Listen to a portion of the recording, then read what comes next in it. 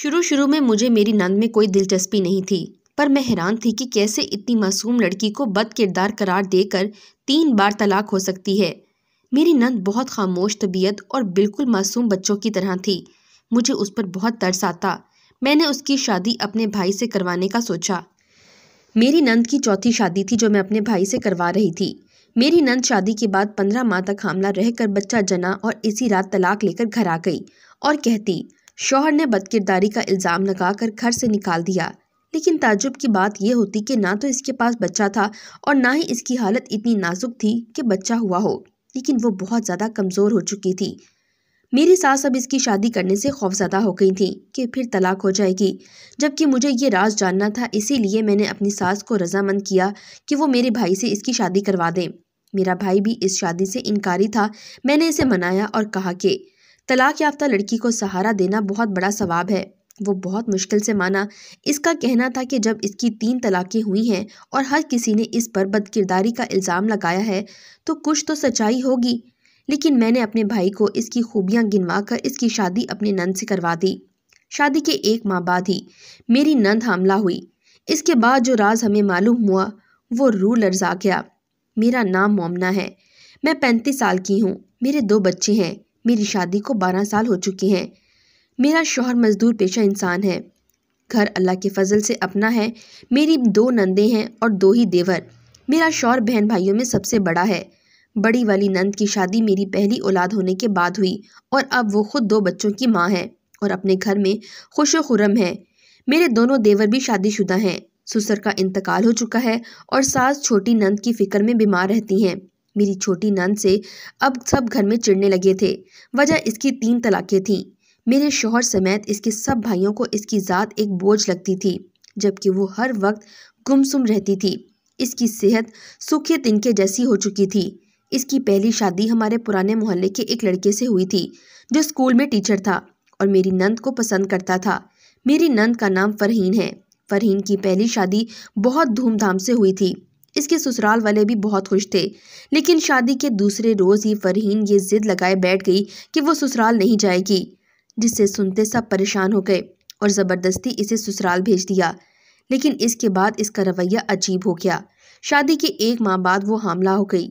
इसके ससुराल वाले बहुत खुश थे, लेकिन फरहीन बिल्कुल खामोश। वो एक लफ्ज़ मुंह से ना कहती थी, सिर्फ बुत बनी बैठी रहती थी। शादी से पहले भी वो ऐसी ही थी, लेकिन इस कदर एबनॉर्मल भी नहीं थी, जबकि इसका शौहर का कहना था कि वो करीब भी नहीं आने देती। अमूमन हमल 9 माह का होता है, लेकिन इसका 15 माह का हुआ। इसने जिस दिन अपनी उम्मीद से होने का सबको बताया, इसके 15 माह बाद इसका बच्चा हुआ और उसी रात तलाक। मेरा शौहर और देवर लड़ने के इरादे से वहां जाने लगे तो फरहीन इनके पाँव में गिर गई और रोते हुए चिल्लाने लगी कि खुदा के लिए मत जाएं, वो मेरे बच्चे को मार देंगे, प्लीज़ मत जाइए, आपको अल्लाह का वास्ता। इसकी कस्में और दुहाइयाँ सुनकर मेरा शौहर मज़ीद भड़का और कहा कि ऐसे कैसे छोड़ देंगे, मैं अभी जाऊँगा और तुम्हारी औलाद भी लाऊँगा। तो वो चिल्ला उठी और चिल्लाते हुए कहने लगी, मैं अपनी जान ले लूँगी, मैं खुद को मार लूँगी अगर आप वहाँ गए। तो मेरे शौहर ज़ब्त करके रह गए। इसके बाद फरहीन को इसके हाल पर छोड़ दिया। इसने खुद भी दोबारा अपनी औलाद के मुतालिक कुछ ना कहा और ना कभी जिक्र किया। हमें ताज्जुब होता था ऐसे कैसे इसकी ममता ठंडी पड़ गई, पर हमने इस बात पर भी गौर ना किया वो खुद भी ठंडी है, ऐसा साथ से आ रही। इसकी दूसरी शादी मेरी बड़ी नंद के शौहर के दोस्त से हुई और इत्तेफाक से इससे कोई औलाद ना हुई, लेकिन तलाक हो गई। वो रात के स्याह पैर घर आई। चेहरे के तासुरात बिल्कुल बेतासुर थे। इसने बताया कि इसके शौहर ने इसे तलाक दे दी है क्योंकि वो बद किरदार है। इस बार भाइयों के कुछ कहने से पहले ही मेरी सास ने सख्ती से इनकार कर दिया कि कोई किसी किस्म की बात नहीं करेगा, मज़ीद बदनामी नहीं झेल सकते। तीसरी शादी अम्मी ने अपने किसी दोस्त के दूर दराज से घर की थी, जिनके मुतालिक कोई मालूमात ना थी। मेरे शौहर और देवरों ने एहतजाज भी किया, पर हमेशा की तरह मेरी सास ने फरहीन के लिए सिर्फ अपनी मर्जी करी और इस इंसान के साथ इसे रुखसत कर दिया जिसके लिए सब खिलाफ थे। वो लड़का मेरे शौहर को बहुत बुरी तरह से खटका था। इस बार जो हुआ वो पहले से ज़्यादा बुरा था। शादी के 3 माह बाद ही तलाक लेकर घर आ गई। इस बार सब फरहीन के मामले में बेहिस बन गए। जब हर जगह मेरी सास को अपनी मर्जी करनी थी तो मेरे देवरों और शौहर ने फरहीन के सर से हाथ उठा लिए। لیکن میں اس مسئلے کو جاننا چاہتی تھی۔ جب میں نے اپنے بھائی سے شادی کروانے کا فیصلہ کیا تو میرے شوہر نے انکار کیا، لیکن میں نے انہیں سمجھایا کہ کیسر، میرا بھائی بہت اچھا ہے، آپ امی سے بات کریں، ورنہ یتیم بہن کی بربادی پر روز محشر کیا منہ دکھائیں گے۔ میرا کہنا تھا کہ میرے شوہر کے اندر مرا ہوا احساس پل میں دہک اٹھا۔ انہوں نے امی سے جب اس رشتے کے متعلق بات کی تو ان کے چہرے کا رنگ متغیر ہو گیا اور انہوں نے منع کر دیا کہ اب فرحین کی شادی نہیں کرنا چاہتی۔ لیکن اس بار میرا شوہر پھٹ پڑا اور امی کو واضح کہہ دیا، آپ نے فرحین کے معاملے میں ہر بار اپنی مرضی چلائی، لیکن اب بہت ہو گیا۔ میری ساس میرے شوہر کے رویے سے گھبرا گئی، پھر ان کی ایک نہ چلی، کیونکہ میرے دیور بھی میرے شوہر کے سپورٹ میں کھڑے ہو گئے تھے۔ پھر میری ساس کو حامی بھرنی پڑی۔ ابھی شادی کو مہینہ ہی ہوا تھا جب میری نند نے میرے بھائی کے سامنے کہا کہ وہ حاملہ ہے۔ میرے بھائی نے اس کے منہ پر زوردار تھپڑ مارا اور اسی وقت مجھے فون کر کے بلایا۔ اس کے بعد جو بات میرے بھائی نے مجھے بولی وہ میرے اوسان خطا کر گئی۔ میرے بھائی نے مجھ سے کہا کہ یہ ماں بننے والی ہے، جبکہ میں نے ابھی تک اسے چھوا بھی نہیں۔ وہ بھی میری نند کو طلاق دینے والا تھا جب میں نے اسے روک دیا اور اپنی نند کے قریب گئی جو گمسم بیٹھی رو رہی تھی۔ میں اس کے پاس بیٹھی اور اسے بغور دیکھا۔ میری آنکھیں اچانک نم ہونے لگیں۔ میں جو کبھی اسے پلٹ کر دیکھنا پسند نہیں کرتی تھی، وہ ہمارے لیے بدنامی کا داغ تھی۔ مجھے آج اس پر ٹوٹ کر ترس آیا۔ وہ چہرے سے برسوں کی مریضہ لگ رہی تھی۔ میں نے اسے محبت سے پچکارا اور پوچھا، ابھی بچہ کیسے ہو سکتا ہے؟ ابھی تو نئی شادی کی شروعات ہی نہیں ہوئی۔ لیکن وہ میرے کہنے پر تیزی سے نفی میں سر ہلانے لگی، کہا کہ یہ بچہ چچا شاہد کا ہے۔ میں نے بے اختیار منہ پر ہاتھ رکھ لیا۔ پیچھے کھڑے میرے بھائی کا صبر ٹوٹنے لگا۔ وہ مارنے آگے بڑھنے ہی لگا تھا کہ میں نے روک دیا۔ چچا شاہد کون؟ مجھے وہ حواسوں میں نہیں لگ رہی تھی۔ حواسوں میں تو وہ پہلے بھی نہیں ہوتی تھی، لیکن اب اس کا یہ رویہ بہت زیادہ اب نارمل تھا۔ پرانے والے محلے، کشمش، میری دوست کے ابو، وہ رازداری سے بول رہی تھی، جبکہ اس بار میرا بھائی بھی ٹھٹکا تھا۔ میں نے بے یقینی سے اسے دیکھا۔ مجھے یاد آ گیا کہ وہ کس چچا شاہد کی بات کر رہی ہے جو پرانے محلے میں ہمارے پڑوسی تھے۔ لیکن یہ چچا شاہد کا بچہ کیسے ہو سکتا ہے؟ فرحین، تمہاری شادی تو کیسر سے ہوئی ہے نا؟ میں نے اس کے گال پر ہاتھ رکھے، سمجھایا تو وہ ہاتھ جھٹک کر بولی کہ میں بد کردار ہوں، مجھے طلاق چاہیے، ورنہ وہ مجھے مار دیں گے۔ وہ یہی ہیں، یہیں اسی گھر میں ہیں، پلیز مجھے طلاق دے دو۔ وہ اچانک رونے لگی، جبکہ میں سن پڑ گئی۔ اس کی دماغی حالت درست نہیں لگ رہی تھی۔ میرا بھائی بھی بے یقینی سے مجھے دیکھ رہا تھا۔ جب وہ رونے لگی کہ مجھے طلاق دے دو ورنہ وہ مجھے مار دے گا، وہ یہی ہے، میرا سانس لینا مشکل ہو گیا اور میں وہاں سے فوراً باہر نکل گئی۔ پریشان تو میرا بھائی بھی ہو گیا تھا، اس لیے فوراً میرے ساتھ باہر نکل آیا۔ میں منہ پر ہاتھ رکھے رونے لگی۔ کچھ تو پوشیدہ تھا، کچھ تو تھا جو چھپایا گیا تھا۔ میں نے وہیں کھڑے کھڑے ایک فیصلہ لیا اور اپنے بھائی کے ساتھ فرحین کے پہلے سسرال گئی، جہاں دروازہ اس کے پہلے شوہر کی دوسری بیوی نے کھولا۔ اتفاق سے وہ ٹیچر گھر پر ہی موجود تھا۔ وہ بھی مجھے بخوبی پہچان گیا تھا، اس لیے ڈرائنگ روم میں بٹھایا۔ مجھے چائے کا پوچھا تو میں نے انکار کر دیا۔ جب انہوں نے میرے آنے کی وجہ دریافت کی تو میں نے پوچھا کہ میری نند کو بد کرداری کا الزام لگا کر طلاق کیوں دی؟ ایسی کون سی حرکت کی تھی اس نے؟ میرے سوال پر وہ ٹھٹک گیا اور مجھ سے بولا، اپنا جملہ درست کریں، میں نے طلاق نہیں دی تھی، مجھ سے زبردستی طلاق لی ہے۔ میں اس کی بات پر چونک گئی اور اس سے مکمل بات بتانے کا کہا تو وہ جیسے جیسے بتاتا گیا مجھے میرا وجود پتھر کا لگنے لگا۔ وہ کہہ رہا تھا کہ میری نند اس کے قریب آتے ہی رونے لگتی تھی۔ وہ اس سے شدید خوفزدہ رہتی تھی۔ اس کے علاوہ اپنے دیور اور جیٹ سے بھی ڈرتی تھی۔ جب وہ اس کے قریب جانے لگتا تو وہ خوفزدہ ہو کر رونے لگتی اور خود کو نوچنے لگتی۔ میں نے اسے کہا کہ اس کا حمل 15 ماہ کیسے ٹھہرا تو اس نے بے اختیار افسوس بھری گہری سانس لی اور بولا کہ وہ تو اس کے چھونے سے پہلے ہی خود کو حاملہ کہتی تھی، جبکہ شادی کے 6 ماہ بعد وہ حاملہ ہوئی تھی، لیکن اس نے شادی کے دوسرے ہفتے ہی کہنا شروع کر دیا تھا کہ وہ حاملہ ہے، بد کردار ہے، اسے طلاق دے دو۔ میں کافی حد تک اس کا مسئلہ سمجھ چکا تھا۔ مجھے معلوم تو پہلے ہی ہو گیا تھا کہ اس کے ساتھ کوئی خطرناک حادثہ ہوا ہے، پر میں اس کی بات پر پردہ رکھ رہا تھا۔ لیکن جب اس کی حالت پاگلوں جیسی ہونے لگی اور میرے وقت دینے پر بھی وہ ٹھیک نہ ہوئی تو میں نے اس کے علاج کے لیے کسی اچھے ماہر نفسیات سے بات کی تو اس نے لڑکی کے متعلق جاننا چاہا، اور جب میں یہی بات آپ کی ساس سے پوچھی تو انہوں نے یہ کہہ کر بات ٹال دی کہ بچپن میں سیڑھی سے گرنے کی وجہ سے چوٹ لگی تھی، اسی لیے وہ ایسی ہے۔ میں پہلے پریشان ہوا، پر مجھے اندازہ ہو گیا کہ وہ دماغی طور پر ٹھیک نہیں ہو سکے گی۔ میں نے اسے بہت سنبھالنے کی کوشش کی کیونکہ میں اس سے محبت کرتا تھا، پر وہ نہ سنبھلی۔ جب اس نے بچے کو جنم دیا تو وہ بچہ مردہ تھا۔ خوف کے زیر اثر اس بچے کی دھڑکن بند ہو چکی تھی۔ اس نے مردہ بچے کو جنم دیا تھا۔ اس کا حمل 9-8 ماہ کا تھا، لیکن جب وہ سب کو یہ کہہ رہی تھی کہ وہ ماں بننے والی ہے تو اس کی بات سچ رکھنے اور اس کا راز پوشیدہ رکھنے میں انکار نہ کر سکا۔ مجھ سے طلاق مانگتے وہ کہہ رہی تھی، اگر میں نے طلاق نہ دی تو کوئی اسے مار دے گا۔